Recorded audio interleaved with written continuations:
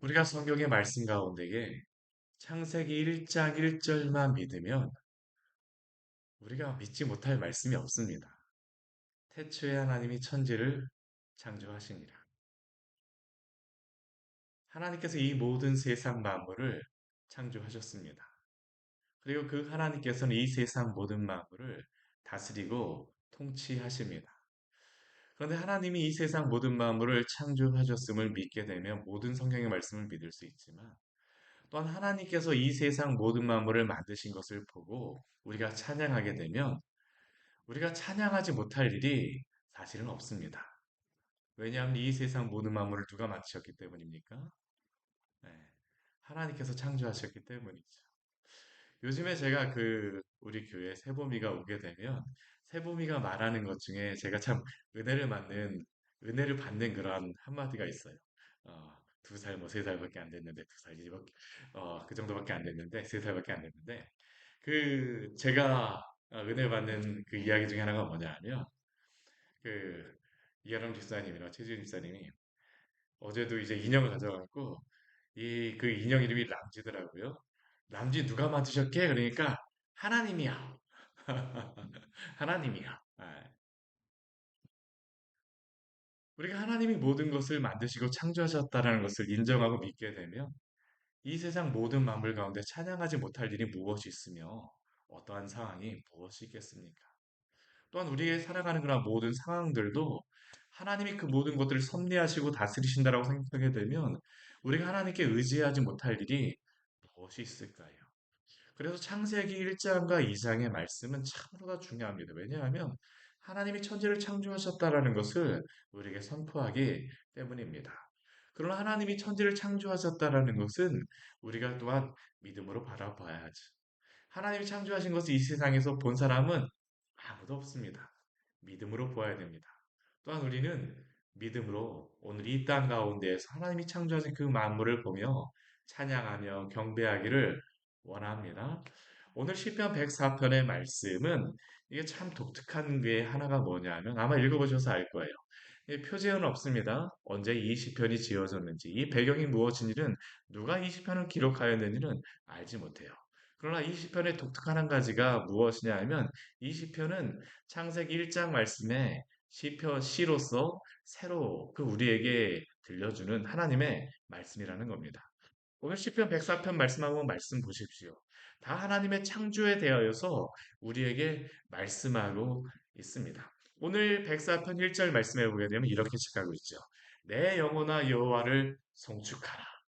우리 시편 103편과 104편 말씀의 공통적인 게 무엇이냐 하면 내 영혼아 여호와를 송축하라로 시작하고 내 영혼아 여호와를 송축하라로 끝나는 시편입니다. 시편 103편도 그랬고요. 시편 104편도 그렇습니다. 오늘 내 영혼아 여호와를 송축하라로 시작하지만 시편 104편 가장 마지막 우리 35절의 마지막이 무엇일까요? 내 영혼아 여호와를 송축하라. 할렐루야로서 마무리가 되어집니다. 우리의 영혼이 여호와를 송축해야 됩니다. 왜요? 하나님이 모든 마음을 창조하셨기 때문입니다. 저는 오늘 이 시편 말씀을 읽고 나서 오늘 하루를 살아가실 때 길가를 지나가시게 되면 야, 오늘 하나님이 이것을 창조하셨네 하고 찬양하셨으면 좋겠어요. 여러분들이 뭐 여러 가지 사람들을 만나고 뭐 여러 그 사람들과 대화를 할 때 하나님이 이 사람도 창조하셨구나. 이 사람을 통해서 이러한 이야기를 들려주시는구나. 감사하고 찬양함으로 오늘 하루를 살아가십시오. 오늘 시편의 기자가 그런 겁니다. 모든 것을 그는 찬양하고 있어요. 이 세상 모든 만물을 다르게 보고 있습니다. 왜 그렇습니까? 하나님이 창조하셨다는 것을 그가 인정하기 때문입니다. 여호와 나의 하나님이여 주는 심히 위대하시며 존귀와 권위로 옷 입으셨나이다. 주는 심히 위대하시고 크십니다. 이 위대하다라고 하는 단어는 이게 크다라는 그러한 단어입니다. 위대하고 뭐 어떠한 그러한 의미의 성경에 나오게 되면 이게 가돌이라고 하는 그러한 단어입니다. 크다. 하나님이 심히 크시다. 그분께서 존귀와 권위, 영광과 위엄이라는 그러한 의미입니다. 하나님의 그 영광과 그 위엄으로 옷을 입으셨습니다. 천지를 창조하신 하나님이 우리가 천지를 창조하신 하나님을 대하게 되면 어떡할까요? 그의 그러한 위대하심, 영광스러움, 그러한 위엄을 우리가 보지 않겠습니까? 그렇죠. 하나님의 그 놀라우십니다.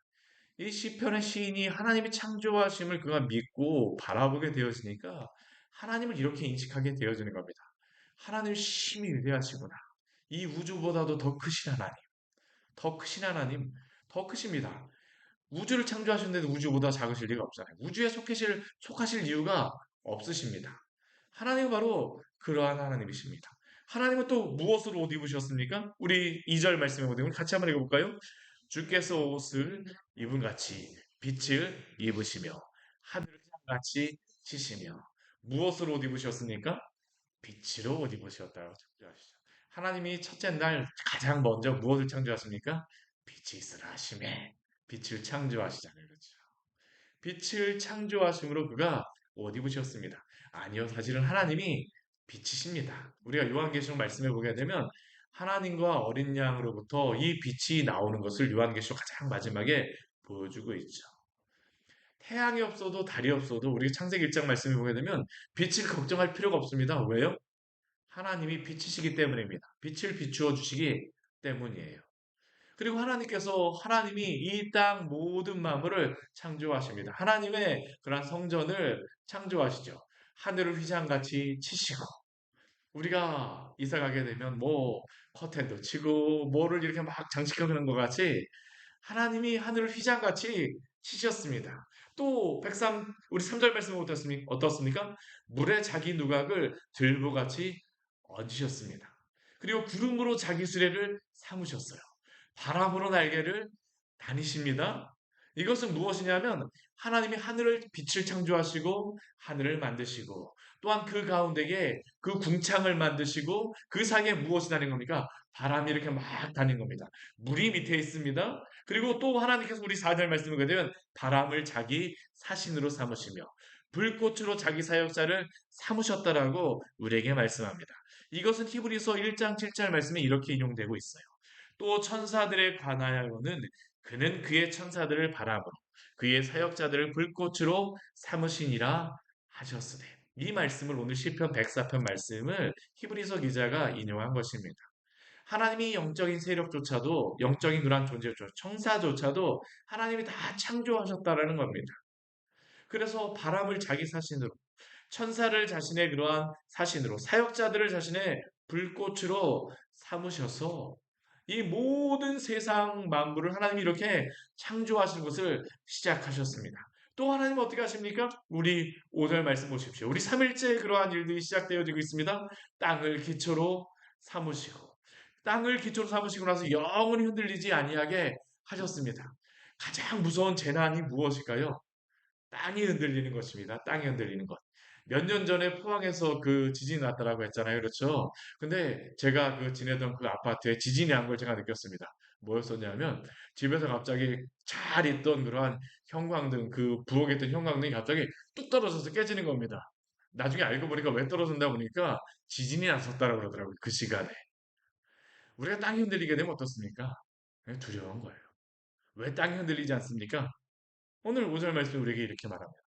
땅의 기초를 놓으사 영원히 흔들리지 아니하게 하셨나이다. 하나님이 오늘도 이 땅을 붙잡아 주심으로 우리가 이렇게 두 발 굳건하게 디디며 살 수 있음을 감사하십시오. 땅만으로도 감사하는 겁니다. 하늘만 보아도 감사한 거예요.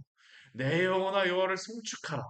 보는 것마다 다 감사하는 겁니다. 그의 이 시편의 기자의 눈이 이르는 곳마다 오늘 다 찬양하고 있습니다. 옷으로 덮은 같이 주께서 또 무엇으로 하십니까?